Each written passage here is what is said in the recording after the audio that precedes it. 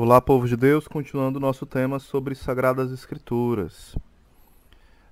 Um outro ponto que a gente deve levar em conta quando vai ler a Escritura, quando vai também rezar com ela,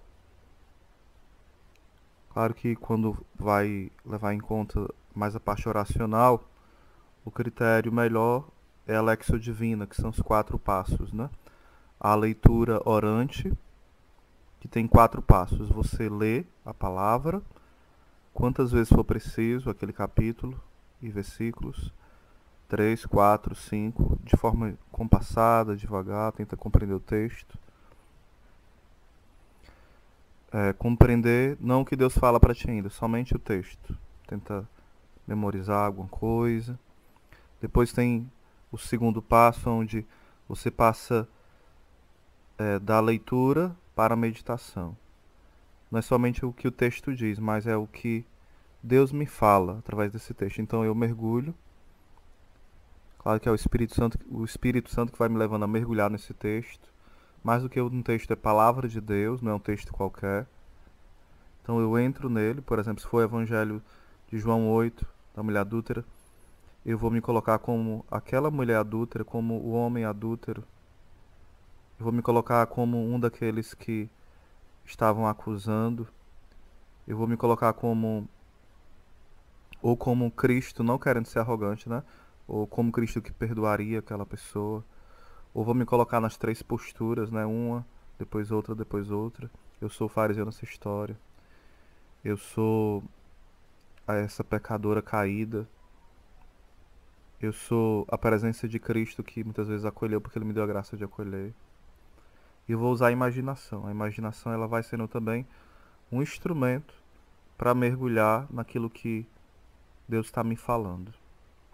E eu vou olhando o que é mais forte para mim. É quando Jesus olha para a pecadora. É quando aquela pessoa é acusada. É quando Jesus a defende. Eu vou mergulhando no texto, mergulhando. Eu vou entrando no mistério, deixando que eu participe de forma ativa daquela palavra. Não é uma palavra de 2000 anos, é uma palavra atual. É agora. Eu estou. Não é apenas fazer de conta, é real. Essa palavra me toca, ela me transforma. Isso fazendo com qualquer texto, né? O Evangelho da Tempestade, onde eu estou dentro da barca, eu sou aquele que está desesperado querendo acordar Jesus. Eu imagino as águas entrando, né? Eu posso usar a imaginação, as águas entrando no barco, o vento vindo forte. Eu posso imaginar os sentimentos que estavam aquelas pessoas dentro do barco. A ansiedade, o medo, a dúvida, o medo de morrer. E eu olhava para Jesus, ver ele dormindo e o incômodo. Cadê Jesus que não acorda? Depois Jesus repreende eles. Ouvi também essa repreensão de Jesus. Homem de pouca fé. Mas depois olhar o poder dele e ir contemplando isso com a imaginação. Visualizando, sou eu que estou dentro da barca. Sou eu que estou passando por este vendaval. Sou eu. Aí o terceiro degrau, que seria a oração. Deus me falou. O que que Deus... Na meditação, Deus me falou porque eu entrei no texto. Eu entrei na palavra. Essa palavra, ela, ela me tocou. Deus me falou algo na meditação, no segundo degrau. Então eu vou responder a Deus no terceiro degrau, que é a oração.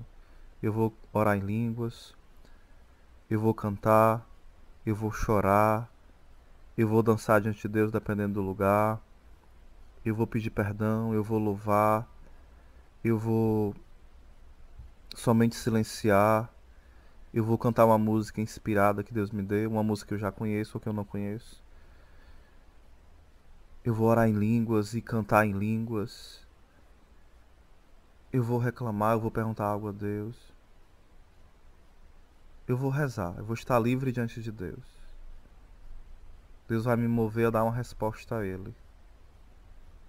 E eu vou responder da forma que Ele me inspirar, da forma que eu vejo que é necessário, suplicando, pedindo perdão, louvando, silenciando. chorando bastante, ou até reclamando algo. Aí, quarto degrau, a contemplação, aonde Deus me olha e aonde eu olho Deus. Aqui é a grande dificuldade porque nós não conseguimos silenciar. Mas façamos esse esforço. Por mais que venha um vulcão de coisas, o vulcão entra na erupção, vários pensamentos, de problemas, de pecados, de dúvidas, de dívidas, de medo, de ansiedade, de inquietação, de angústia, mas eu paro, deixo Deus me olhar. Porque eu vou me tornando semelhante àquele que eu contemplo. Então eu contemplo Cristo na sua palavra, eu contemplo. Eu deixo que Ele me ame. O Senhor está me amando nesta hora.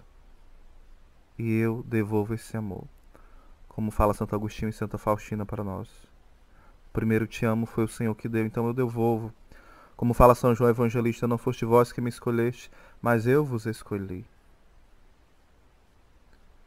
Quando tem no Evangelho de Lucas, se eu não me engano, Lucas 6, você vai escolher os apóstolos e fala, ele escolheu os que ele quis. Os que ele quis. A eleição de Deus não é porque você é pior ou melhor, é porque ele quis. Simplesmente ele quis te amar. Fiz os 4 passos, Deus me transformou por esta palavra. E eu faço um propósito. Eu deixo que Deus me inspire um propósito para aquele dia. Só um pouquinho, né, de como que reza. A gente poderia depois fazer um áudio só sobre a Lexio Divina, porque foi bem rápido. Vamos ler um pouquinho aqui um texto que fala sobre a hermenêutica bíblica. Então, algumas coisas também que tem que se usar, agora mais para o estudo mesmo, a hermenêutica.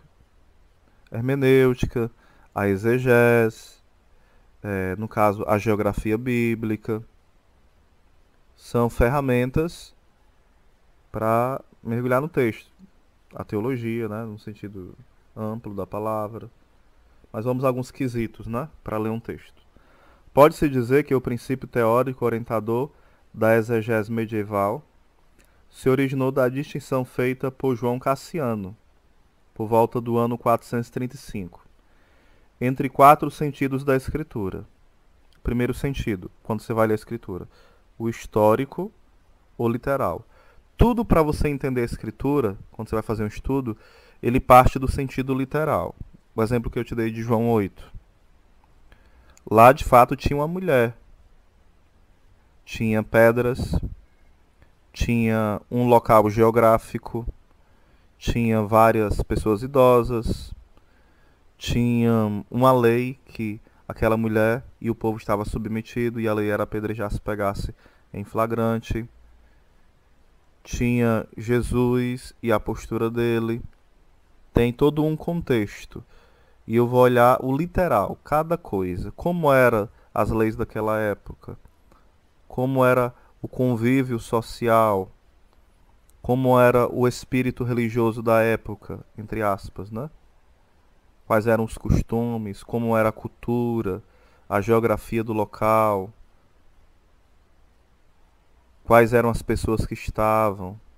O autor escreveu com qual motivação isso. Em qual lugar, para quem ele escreveu, por que ele escreveu, que estilo literário ele escreveu, foi em parábolas, foi um texto profético, foi um texto de louvor, como Salmos, foi um texto poético, como o Cântico dos Cânticos, foi um texto apocalíptico, foi um gênero literário chamado novela. Qual foi o gênero que ele usou? Literário, né? O que está lá? Então, primeiro sentido, o histórico ou literal. O segundo, o alegórico ou cristológico. O que é isso, Osés? A alegoria ou o sentido cristológico, né? Você vai pegar todo o texto e ler à luz de Cristo, seja no Antigo Testamento ou do Novo. Exemplo. Gênesis 3. Quem é a mulher? Quem é a serpente? A leitura cristológica, quando a gente lê, quando a gente vai lendo, É você usar Cristo como chave de leitura. Às vezes, mas isso está certo? Sim. Tanto Cristo como tudo que envolve os mistérios em torno de Cristo. Exemplo. Em Gênesis 3,15 fala de uma mulher que vai ter inimizade entre a mulher e a serpente. Nós sabemos que não foi Eva que foi inimiga da mulher, ela foi muito amiga, até conversou com ela e pecou. Então quem é essa mulher? Representa Nossa Senhora e representa também a igreja. Às vezes mais aí é cristológica, sim, porque Nossa Senhora envolve Cristo e a igreja envolve Cristo. Aí tem a serpente simboliza o que ali? O demônio. O demônio envolve Cristo? Sim, porque Cristo está no combate contra o demônio. Veio para destruir as obras do demônio também. Entende? A Arca de Noé. Ela é um símbolo da igreja, que quem entra nela se salva. As águas do Mar Vermelho simbolizavam o batismo, aonde mata o homem velho e nasce o homem novo para a libertação, para a liberdade. E por aí vai. A árvore da vida, a árvore que é de madeira, né? Simboliza a árvore da vida, que é a cruz de Cristo. E por aí vai. A gente pode fazer várias analogias dos textos. Moisés, Jesus é o novo Moisés. Jesus é o novo Adão. É o novo. Não é porque ele reencarnou, porque ele é o novo. Por exemplo, em Mateus 5, Jesus fala de uma montanha. Aonde foi que Moisés recebeu a lei? Em uma montanha. Moisés se transfigurou, Jesus se transfigura.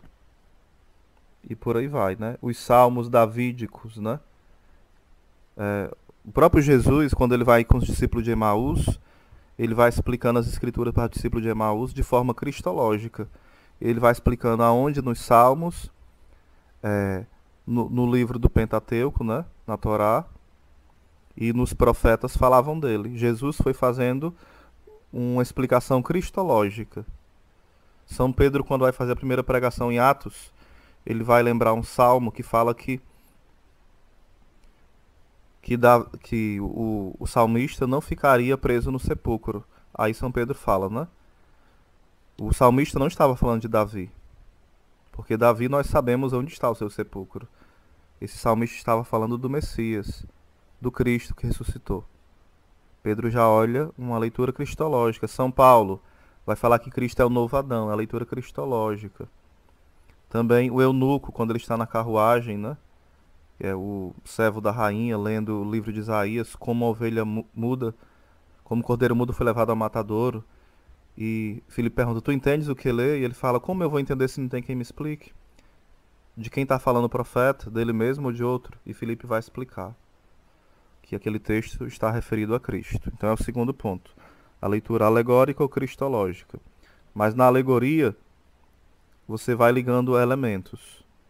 Por exemplo, da passagem do semeador.